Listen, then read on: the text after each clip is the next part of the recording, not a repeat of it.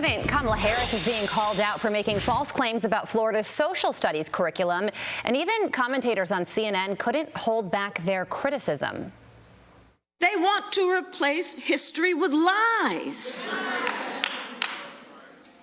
Middle school students in Florida to be told that enslaved people benefited from slavery.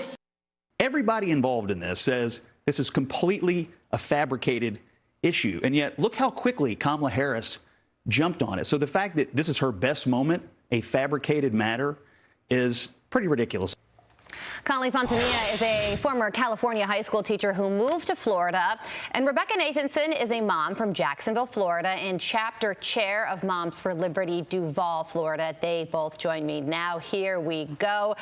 Kali, this controversy has to do with Florida's social studies curriculum, which is extensive, but it does include one line that says students should examine the various duties and trades performed by slaves. For example, agriculture work, painting, carpentry, tailoring, domestic services, blacksmithing, and transportation.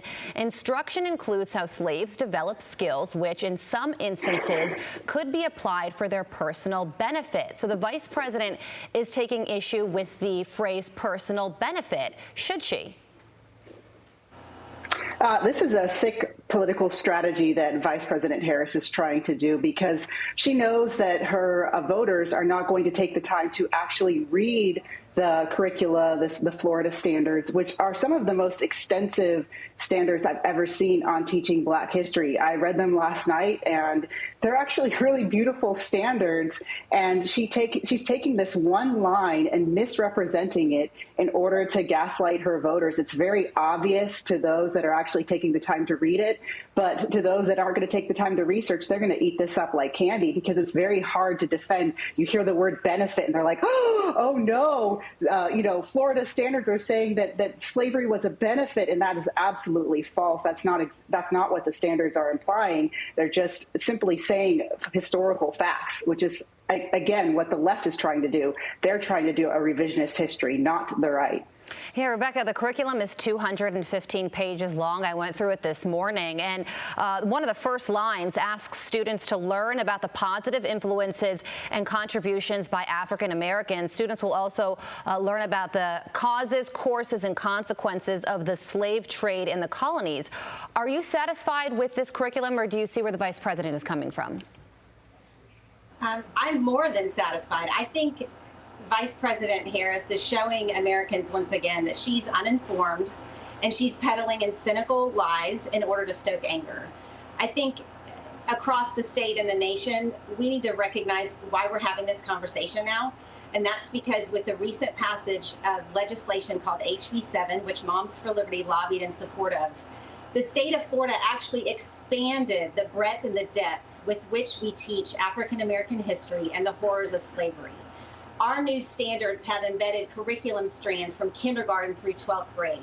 And we've actually required this instruction on this topic for decades. So for anyone to say that our state does not want to properly teach slavery, does not want to teach African American history correctly or truthfully is an absolute lie.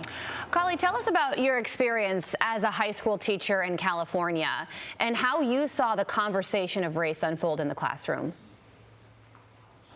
Again, they are accusing, right-leaning states, red states, of doing exactly what they are doing. And when I taught in California, I would notice that there was often historical facts left out of curricula, like the fact that Cherokee owned Black slaves up to 1,200, or that white Quakers were thrown in prison for up to 12 years for helping slaves to escape their masters. And they want to leave these facts out because they want to create narratives and continue to create hysteria over, something that happened 200 years ago that was, of course, a stain in our nation's history, but also has so much that we can learn from it. And they don't want that. They want to leave out facts. And so she is just simply accusing the other side of what their side is doing, which is leaving out facts. And that's exactly what this line from the curricula that she is upset about. It's a historical fact. Yes, slavery was abhorrent, but they did learn some skills, and they were able to apply them for their personal benefit. If you know history,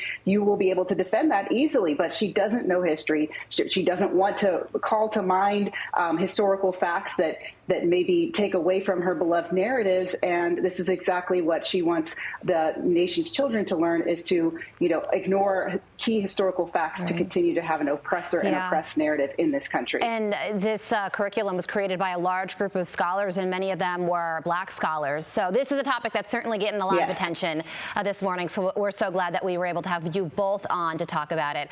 Kali, Rebecca, thanks for joining us. I'm Steve Ducey. I'm Brian Kilmeade. And I'm Ainsley Earhart. And click here to subscribe to the Fox News YouTube page to catch our hottest interviews and most compelling analysis.